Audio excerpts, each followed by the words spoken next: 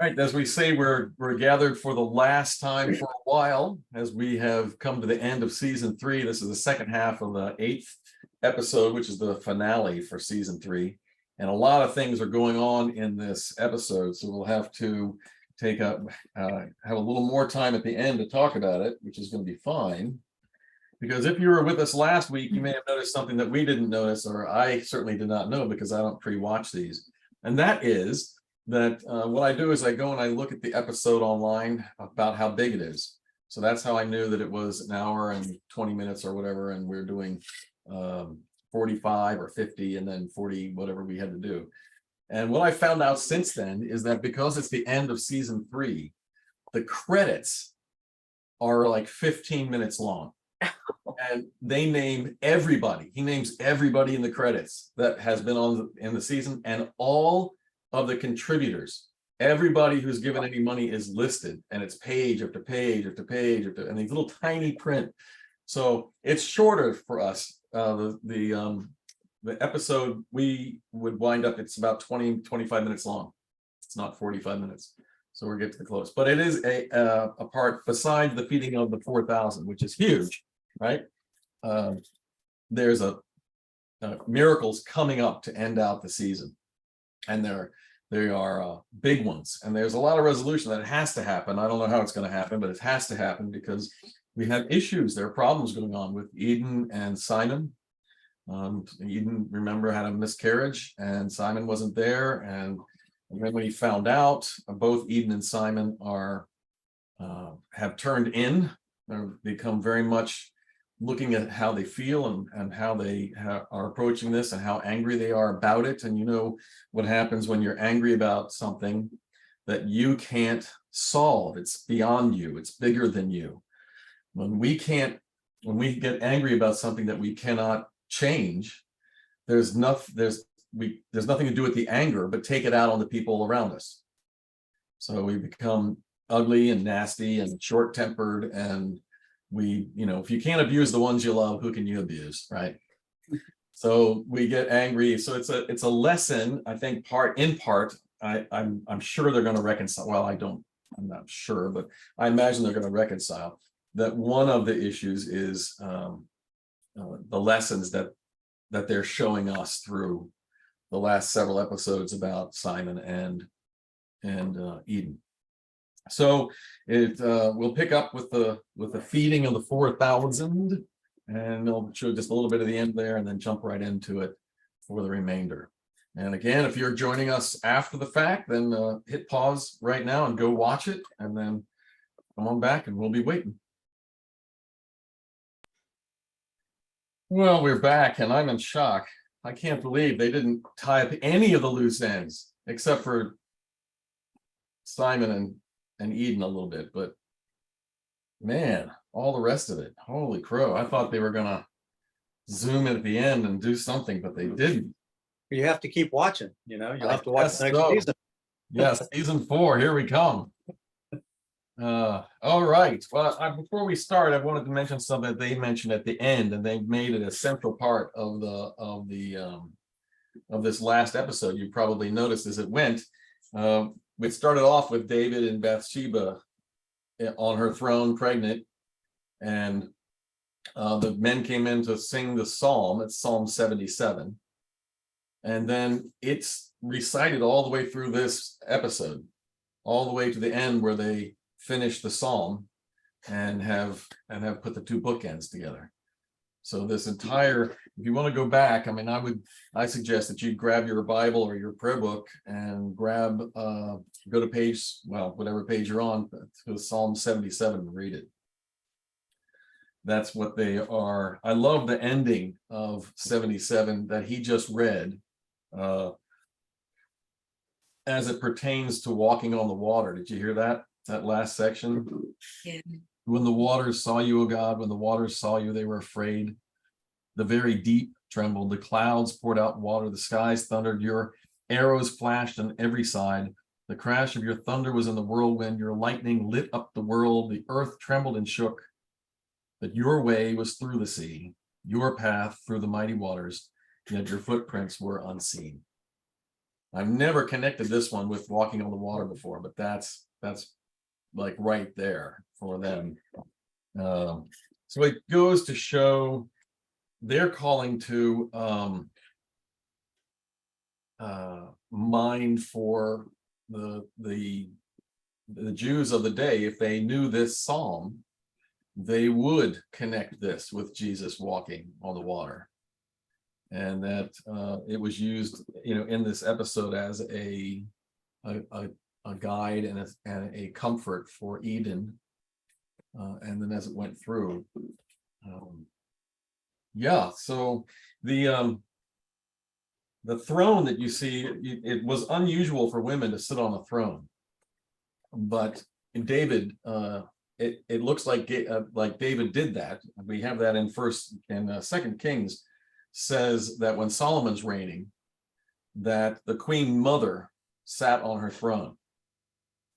So if she had a throne for Solomon as the queen mother, it's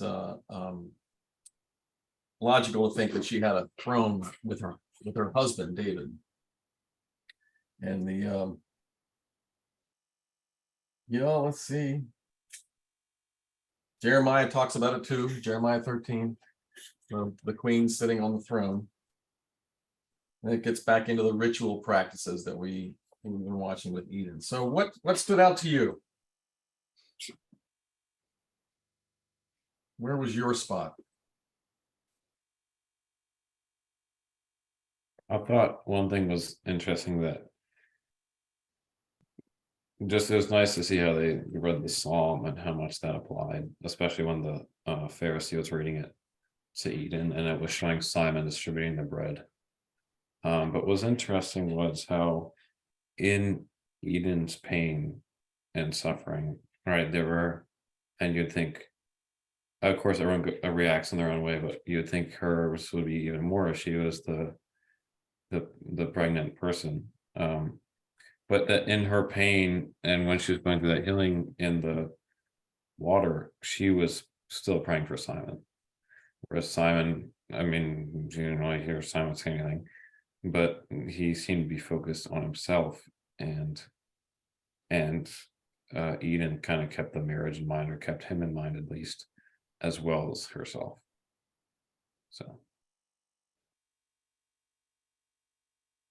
yeah, it almost seems like for Eden to focus on David, or on Simon rather, seemed to aid her in healing. And for herself, she was brought closer to God in her pleas for her husband. That's that command of God we pray for each other and seek the best for each other, reach out even when we're in pain to think of the other. And the suggestion there that the action that takes place within us for praying for the other person is healing for ourselves. Because as God is present in the prayer, present in the action, and present in the response to God's call to give oneself to the other, as when we do that, we are actually drawing ourselves closer to God. So God has a better chance to heal us and bring us to a place where we are okay. This is why Jesus says in the gospel, you've heard it said, pray for your friends and those who love you, and I say pray for your enemies and those who hate you. Because to pray for the person that hates me will take away my hate, my anger, my frustration. I can't pray for this person and mean it and hate them. Can't do it. And when we think about it from this direction, now you can see, or you can think better of the events of the martyrs through the years. Men and women who have been filleted for their faith in 1,000 different ways. And when they are recorded, they are singing psalms to God and praying for those who are doing whatever they're doing. Yeah. So that is the drawing closer to God, and the closeness of God in the drawing. I like the way they put Eden going in the water as Simon went in the water. They did a great job with that, eh? What else stood out? And you can add in stuff from last week if you want to, just to draw it all together. Well, there's a great division among the Pharisees, and the role of Gentiles and the Jews that is featured quite a bit. Yeah. And you noticed, I don't know if you remember and I'm sorry, but I forgot their names, except for Shmuel, right? Yeah. Rabbi Shmuel. So the other two rabbis were representative of the two different schools of rabbinical thought. And the guy with all the fancy hat, he would have been referred to as the liberal. And the other rabbi would have been the conservative. So they do not get along. They are at a war back in the synagogue, and they're both vying to become the number one guy, to be the one that most people listen to. That's their thing. So they are constantly at each other. And you remember last week when we watched it, and they were sitting across from each other, and the more upset the conservative rabbi got, the more laissez-faire the other guy got. Like, okay, it doesn't matter, it doesn't make a difference.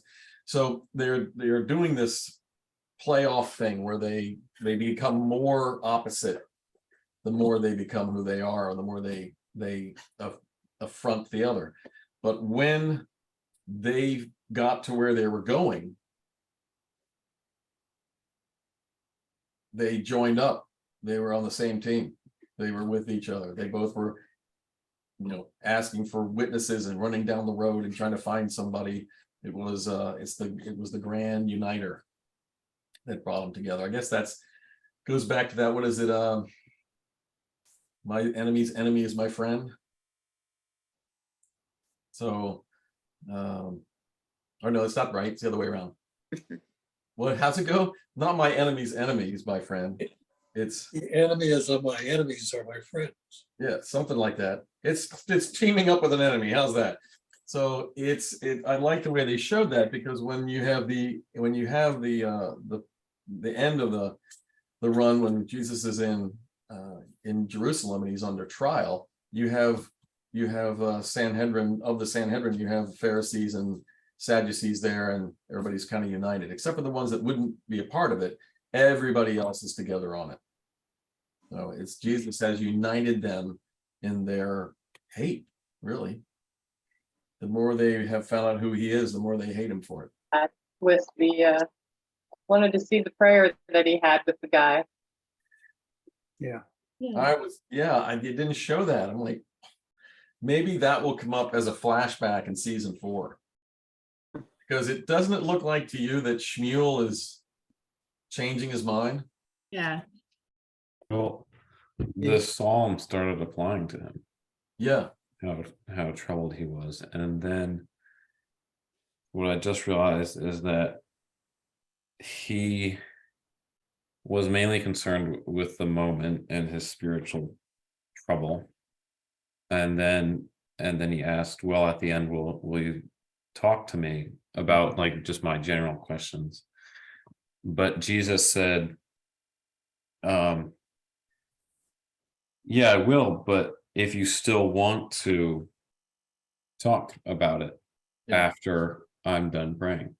And I think if you relate that back to the psalm, it talks about where he's troubled, and he's just troubled. And then he says, and then the psalmist says, I will remember the deeds of the Lord and his wonders of old. And I imagine maybe that would be the prayer of changing his mind, of not having such aggressive questioning or just not ill intent, but just in his questioning, trying to get something out of it. Getting the answer that he specifically wants, and not hearing the whole thing. I know that there's a lot to be said that we're our own worst enemies. And I know that Satan plays on that. Oh my gosh, if you are alone with your thoughts and you have a problem with something or someone, and there's nothing or nobody there to divert that thought, the way it can spiral out of control and start condemning and thinking the worst things. And if you're in a situation, I was with somebody the other day who's in a terrible situation, and they are working with somebody who started out as a friend and now has become other than a friend. And I was listening to them talk, and as they went through what made them angry and upset about this person, which was a one-on-one event, several one-on-one events, it got bigger and bigger and bigger every time they said it. And they said it probably 6 times. And more things kept coming, and more things kept coming. It was snowballing. It was getting bigger, and the emotion was getting bigger, and the focus was getting smaller. The focus was going away from the possibility or the allowance or the what ifs, and was narrowing down to this negative, angry focus. And we were in a group. So what happens to us when we're alone? You know, we've all done this, when you've begun to think about somebody or something, and by the time you're done the next day, when you see them, it comes right back, and you're right back there, and you think the worst things about them. Oh, they're probably doing this, or they're probably saying that, or they're probably being this, or they're probably being the other. You have no idea of knowing that. No idea. There may be good cause for it, but that's not the point. The point is, that's where my mind is going. That's where my emotions have gone, wrapped up in this negativity and this negative thought with no one to stop it. And you know what happens when we get trapped in that circle of negativity? That's where we live. And we see the world starts to be that way, or we start interacting with it. I said a few minutes ago, when we're angry at each other, who do you take it out on? Or when we're angry with ourselves, who do we take it out on? Or we're angry with something we can't have any effect on, who do we take it out on? We take it out on the people around us. Our world becomes small, and we become mean. It's just the way it is. I like that that he showed this with Shmuel, and as Will said, that what Jesus said, if you still want to, suggesting that there's something about the prayer, there's something about being in prayer that will break that cycle, that frustration, that anger, that fear, and set him free. So that the little nitpicky questions that he's got, you know, the little nitpicky things about Jesus and what he does and how he does it and who's doing it and who's eating and who's standing and who's drinking and who's picking wheat, all these little nitpicky questions won't mean anything anymore. It gets big, and the largesse of it is the peace of God. So the suggestion is, Well, I think that's what God does in everything. Like, and I think we can only discover that through prayer. Yes.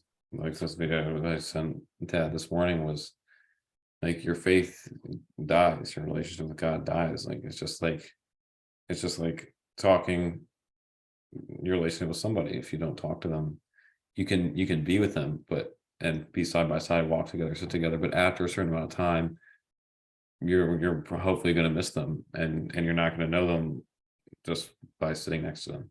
So but by talking to God, you often have that, at least I have that revelation of the world, and none of this stuff matters. Yeah. Like now, like watching this shows, I'm gonna multitask and do this thing and write in my calendar while I'm doing this, and it all just goes away, and I just don't care about it at all. Yeah. It's prayer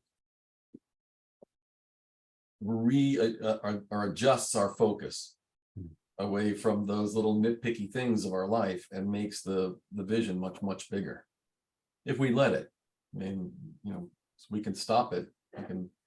We can get frustrated and walk away, but if we allow it to happen, everything gets bigger and better. Well, Simon almost had to drown to see the light. his role in this was so dramatic. He started out saying, even God makes mistakes, which was really shocking to hear. Yeah. And he had been so faithful up until what happened with Eden, and was holding it all against God, that Jesus, that he thought could help him. And then when he was in the boat, he was back to his faithful self when he got out on the water, and then that went away again, and then it came back. Right. When he almost drowned and begged Jesus not to leave him. Mhm. That was really a big focus for me in this. Yeah. Yeah, again, a great lesson.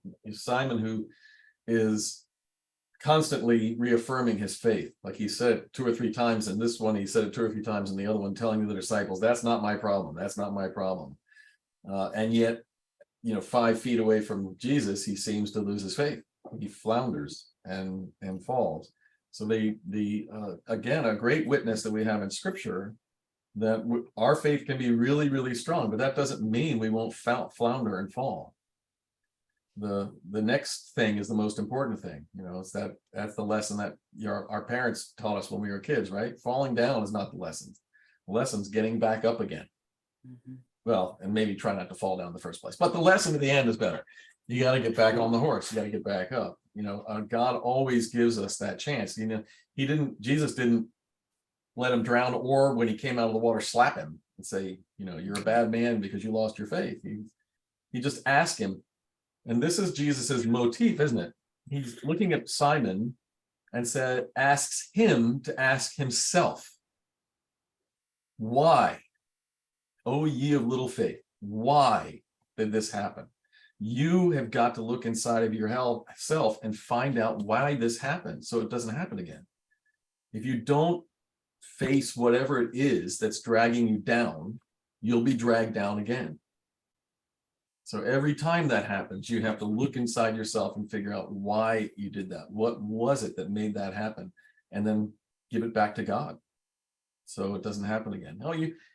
If they were walking on the path, if they were walking across the river 8 miles, right, or across the lake, the sea 8 miles, and Jesus got him over that point, I have no doubt that the illustration would be that he'd go another 300-400 feet and start to sink, because and it wouldn't be for the same reason.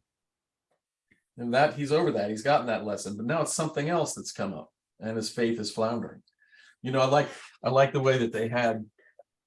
He's coming up to Jesus and he starts looking around. Mhm. And it was the looking around that distracted. And that's why Jesus said, look at me. Just look at me. Don't turn away. Look at me. And as soon as he looked away, he started to sink. So another great lesson. As Will said, going to God in prayer all the time, and apply that perspective of God in all things. So it doesn't stay there in the prayer room or at the prayer desk or in the prayer time. It goes with you into everything else that you're doing. We're going to flounder and sink. We know that. So taking God with us all the time is the hand that's out waiting for us to flounder, so we can be pulled back up again. Yep. I like the lesson. Remember with Shmuel, when Eden was there. Of course, she didn't say anything. She didn't have to. The difference between the ritual cleansing that she did in the river or in the sea after the miscarriage, and then she went to the temple. Remember, she was talking with Mary, and Mary said, did you go to the temple? And she said, yeah. And it didn't take, basically. And Mary told her, you're not going there for the beautiful liturgy. You're not going there for the wonderful music. You're not going there for, the great ambiance of the place. You're going there for you. You're going there to connect with God.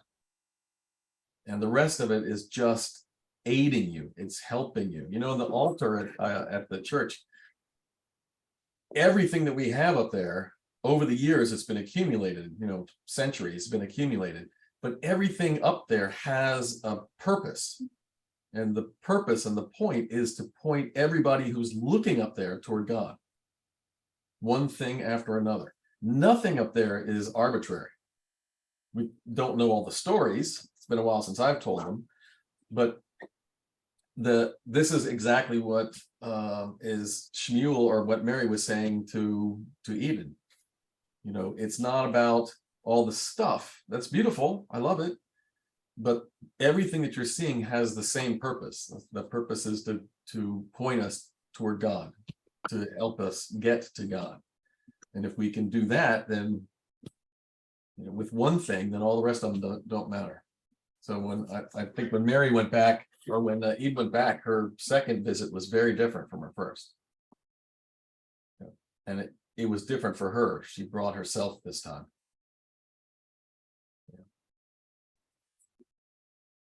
Okay, what else? Oh, there's somebody we're missing. Who are we not talking about yet? Two people. Well, Matthew. Oh, Matthew, he's going through a lot with his little tassels. He's catching up. Yeah. Everybody else has had a lifetime of turning to God, and Matthew's just getting it all in 2 years. Right, 3 years. How about the Roman spy guy? Atticus and Yeah, Pre. I can't think of the other one's name. Yeah, With the sick Guile. child. Gaius. Yeah, Yeah, he's still sick. yeah, the little boy. Yeah, I was kind of hoping that, you know, That's what I was thinking. Yeah. That's So what the things we're talking about. I couldn't make out at the end. Could you make out? Could you see Jesus walking on the water? I think Yes. he thought he saw something and then he waited to confirm it, but the lightning never flashed again. Like the lightning flashed and he was looking, and so he did a double take and kept looking. Yeah, In all the scenes that showed of him looking and waiting, the lightning didn't flash. yeah. think he could see the boat. I think that Jesus was walking this way. I think that the first one, like the Will said, he was looking and he saw it. And he stayed there looking to see it again, but then he didn't see it again. So So- If it takes 3 witnesses to confirm a miracle, what's the end result of confirming a miracle? Why are they so, what would that mean? well, they're if there not was- confirming the miracle. They're confirming that Jesus ate with Gentiles, which is breaking the law. But they need 3 witnesses, and I think it's come up before that they need 3. Hmm. Maybe Nicodemus was talking about it at first Yeah, with Mary Magdalene. it's in the law, and Jesus repeats it again. His instructions to the church. Yeah, it's in the law that you have to have 3 people to be the witnesses. That two people can agree and collude as friends, but the 3 people, one of them's going to be honest to keep the other 2 honest, basically. But and if it is confirmed that it's a miracle, do the rabbis do anything? Is that just means that it's a real miracle? Is that it? Pretty much, it really happened. They should, but remember what they said about Jesus. Did he say it already? Let's see. I can't remember if he said in this. It was in the gospel last month where Jesus said, when you call John the Baptist, who doesn't drink, who doesn't eat, Yeah. you call him, a crazy man who and discount him, and I go in and sit down with somebody and have a drink, and you call me a drunkard. So they're going to take the miracle like they did. Remember later on, they say that Jesus did the miracles that he did because he was a demon. He was a devil. Yeah. He was in cahoots with Satan. Yeah. Yeah. So they can establish there was a miracle, but they're just going to say it's a miracle because he's evil and he's leading the people away. And he is leading them away. I mean, if you're these good Jews and you're suddenly following Jesus and believing he's God or believing he's the Messiah, then that's absolutely true. It's just that they can't see it. So they're gonna say, if I can't see it, then it's not right. Why he wasn't losing weight. Being a doctor, I was constantly eating unhealthy food at work. I stopped. Friendship. Okay, anybody else have any other? Trying to find The Chosen season 4, and I'm getting Oh, things, okay, whatever that was. Could you all hear? yeah, oh, yeah. Like, I don't even know where that came from. It said, oh, the release date's on YouTube. So I clicked on that, and of course it comes up with something completely weird and different. But it says maybe one thing says January or February of 2024. Yeah, long time to wait. And then also the next one is saying that maybe the strike is going to delay it. Right. Well, they have been working with that. I heard the latest thing I heard was that the people that are on The Chosen are not striking. Yeah. They've decided they're gonna work through it, that's not for them, which is pretty cool. So. Yeah. So that means maybe January, February 2024. Mhm. Well, I would say what I'm going to try to do, and some of you have already done. I think Catherine is the one that said you've seen them all, right? Yeah. I've So got the one for today, but last season, episode 7 was really good. Oh my God, they're all good, but Yeah. Wow. I would my suggestion is to go back now and just start watching them, back to back. Every other night or every night or 3 at a time. I don't know, however you want to do it, but to watch them now in a different way where you're just free to just breathe them in as you go and see what kind of experience you have with it the second time around. And what you see differently and what you recognize, not just in the Chosen, right, but in yourself. That's the point. You're coming back with each one of these events, just same as the gospel, with each of the gospel witnesses, where the purpose of that is for us to come to us, answer Jesus's question, why? Why? And then when that question's answered, then we can go back. We're on the water again, walking on the top and not sinking to the bottom. So go back and watch them all and relive that in whatever way and experience it the way it just comes up in the second time. That's what I'm hoping to do. Well, this has been great. I really enjoy the video programs that we do like this. I think it's really fantastic. Oh yeah, read Psalm 77. Maybe even tonight. Pick that up and read through it. See if it doesn't touch you and where you are right now. And that's something that we used to do in seminary at the Psalm. If you grab that Psalm and you read it, which is it undulates, right? It changes. You read that Psalm and find out where you are in it. Which one of those lines is the one that really resonated with you? You might be surprised. Pete, why did Jesus let Simon test him? I mean, he wasn't really testing, like he was saying, well, will you do this of your own faith? But still, Simon's intent was seemingly to test him. You mean about the water or the healing and all that? Yeah.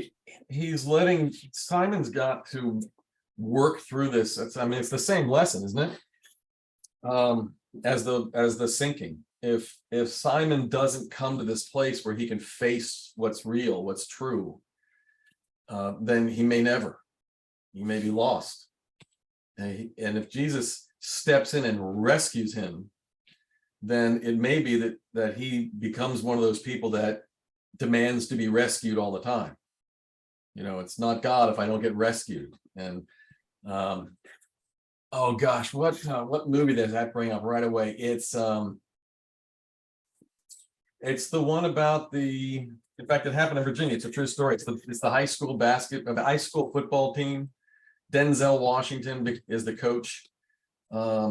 It was when they had segregation and they integrated that high school because remember, Virginia didn't integrate for years and years and years. We had segregation way after, and that was the first high school in Virginia up north from here that integrated. And to really push that forward, they got an African-American football coach and integrated the team. And that's a true story. After that movie came out, those coaches, those two men, did a tour of the high schools in Virginia, came down to Hanover and Atlee and went in, and they had an assembly, and those two men stood, the white coach and the black coach stood together and talked about the event and how it is to live with each other. It's a brilliant and wonderful thing. But one of the kids on that team, one of the African-American boys who was really, really good, the white coach kept rescuing him, giving him out, because he wanted to, show that he was there. And Denzel Washington kept saying, you can't do that, because if you keep doing that, that's the way he's going to be. And at the end of the movie, when it was all coming together, he did it on the field, and the coach finally got it and said, get out of here. You're done. You're not playing anymore. Off the bench. And the look on his face was just shock. Like, what? You're supposed to step up and rescue me. I don't have to do the work. I just have to, be sad, and you're going to come and rescue me. So I think God does the same thing with us. We don't like that for the most part, but he's doing it with Peter. Peter has got to come to grips with this pain, with his anger, with his frustration. He's got to come to that place and give that to Christ. That's what I was saying last week in the sermon. You got to take that pain, that heartache, and put it at the foot of the cross. Put it on the altar. Let God take it. He's already said he'll do it for us. You have to be willing to give it away. And Peter had to be willing to give that back to Jesus. I think that's why he kept saying in this episode over and over, don't let me go, don't let me go, don't let me go, don't let me go, because I think he recognized that I'm doing this to myself. Nobody is doing this. Nobody pushed me into this corner. Nobody made me ugly and mad and gross. I did it. And Eden did it too. So he had to let him get to that place where he was broken, or at least willing to see who he was honestly, and then the healing could take place. So I think that's in fact, I bet if you go back in your own life and you start looking back at the times when this has been your process, you'll probably find out that the thing that it was that hurt you, or the person that made you mad, as you're remembering the process, they don't make you mad anymore. You're not hurt anymore, because you faced it, you went through it, and it's done. It's just the ones that you haven't faced yet are the ones that still hold you. It's not like we don't have pain, we don't have heartache and like that in our life. That's going to be constant. That's going to come at us all the time. Today and tomorrow and the next day, something's going to be in. For that, we have to know that we have the Christ there, we have the Savior who's going to be there with us. Remember 4 weeks ago, footprints in the sand, that sermon where if I've got Jesus one time right here and he takes my pain, woo, but if I then have the next pain and I don't turn back to him, what good is it? What have I learned? I've learned anything. But if he's with me, and I know he's with me, and he's taking care of me, he's walking with me, and that is the assurance of my heart and mind, then when I get to that place of pain and heartache, he's going to pick me up and carry me. And I know, this is the point, I know he's carrying me. I'm not patting myself on the back saying it's me, or forgetting it and then waiting for it to pop up again in a week or a month or an hour. I know that Christ is doing this for me. And because I know it, I keep looking to him as he does it, and I don't lose him when he puts me back down. I don't want to be away from him. He's the one that's taking care of me. Yep. Great lesson. Great image for us. All right. I think that's about it. You guys, we're not meeting next week. We have a little hiatus. I will send out the word for you when we'll come back together and decide on what we want to take on next. But I think it's going to be a little while, several weeks before we get back to that place. So hang on. And if you are addicted to tonight and you were like, oh no, I can't not do something, they remember that tomorrow night is Bible study. So you can just jump right on over to the Thursday night and come in there and we're doing Tobit. I think you know that. We're doing Tobit right now. It's kind of entertaining. It's a folk story. It's a religious folk story and a different flavor than a lot of the scripture that we normally have. So, and fast. It's a very fast book. We'll be done with it pretty quick, and then moving on. So there's your option. All right. Okay. All Thank good. God bless you all. Have a wonderful night. Take care. Be safe. Yeah. Thank you. Thank you. Take care, everybody. Bye. Bye, Mom. Hey.